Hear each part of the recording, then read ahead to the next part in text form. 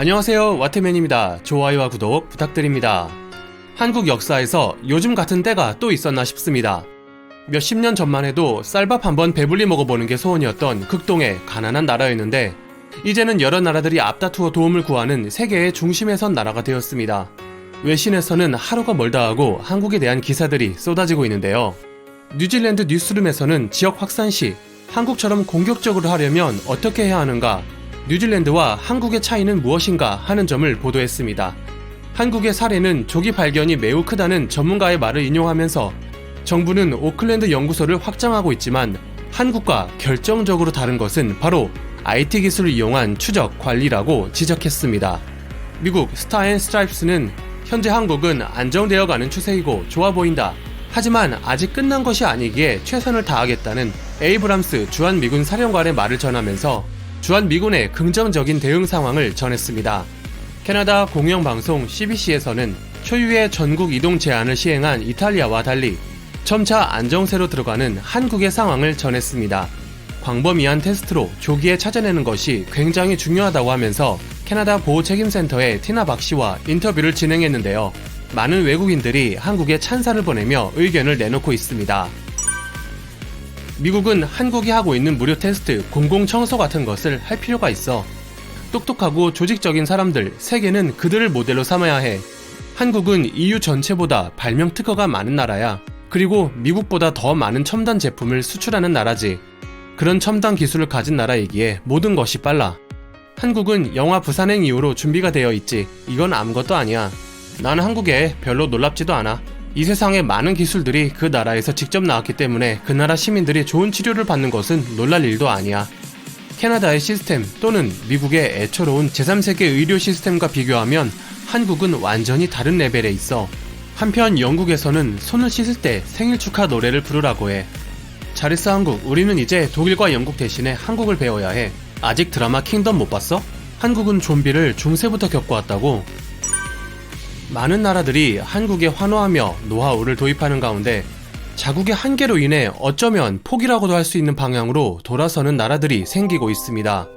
그 나라들이 선진국이라는 점이 충격적인데요. 영국 정부는 확산을 막지 않고 전 국민에게 최대한 많이 퍼지게 되면 몸에 대항 능력이 생겨 사회 전체를 보면 장기적으로 극복 가능하다는 계획을 세웠습니다.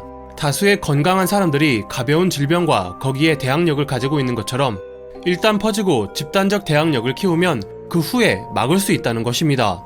이를 위해서 영국 정부는 인구 중 60%까지 건강한 사람이 걸릴 필요가 있으며 이 과정에서 취약층을 최대한 피하는 것을 목표로 삼고 있습니다. 의료 서비스도 심각한 사람에게 한정할 것이라고 하여 사실상 젊고 건강한 사람은 모두 걸려야 한다는 것을 의미하는데요. 굉장히 이상적인 이론이라고 하며 의료계, 정치계에서는 우려의 목소리가 나오고 있습니다. 영국 야당에서는 유권자의 여론조사 없이 진행되었다고 비판했고, 로리 스튜어트 전 보수당 장관은 CNN과의 인터뷰에서 매우 기이한 전술이라고 비판하며 영국뿐만 아니라 전 세계에 악영향을 끼칠 것이라고 우려를 표했습니다. 벨파스트의 호흡기 전문가 린제이 브로던트는 영국의 방법은 틀렸으며 가능한 한 많은 테스트가 필요하고 한국이 대표적인 사례라고 트위터에 의견을 올렸습니다. 일본도 의료 붕괴 프레임을 내세우며 테스트를 회피하고 있는데요. 자신을 납관사라고 소개하는 사람이 장의사를 통해 전해받은 통지서를 트위터에 올려 일본인들에게 충격을 주고 있습니다. 통지 내용은 시와 의료기관, 화장터 사이에 가이드라인이 책정되었다는 것인데 앞으로는 테스트를 받지 못하고 죽은 시체를 일반적인 시체와 동일하게 취급하는 내용이라고 합니다. 테스트도 못 받고 치료도 못 받고 죽으면 이번 일과 전혀 관련 없는 죽음으로 취급하겠다는 것인데요.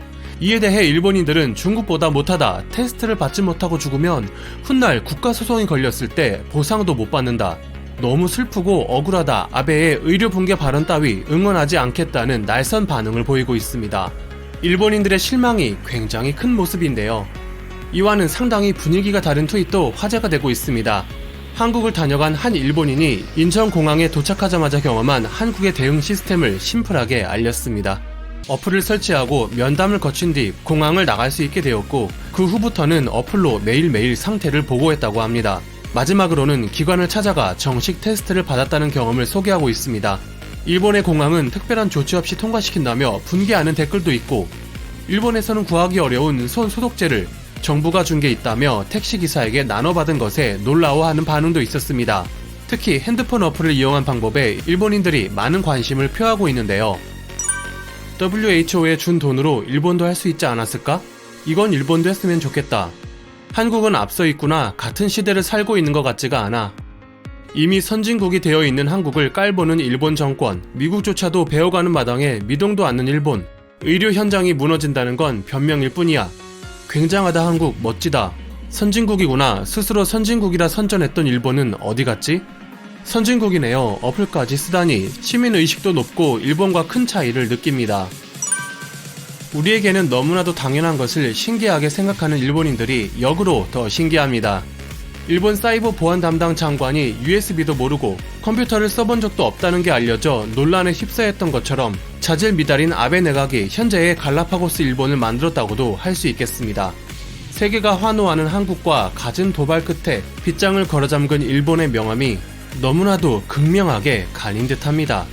이 긴 터널을 빠져나가는 동안 앞으로도 크고 작은 문제들이 발생할 텐데 지금처럼 정부와 민간이 긴밀히 협력하고 시민사회가 서로 다독여가면서 헤쳐나아갔으면 합니다. 감사합니다. 와트맨이었습니다.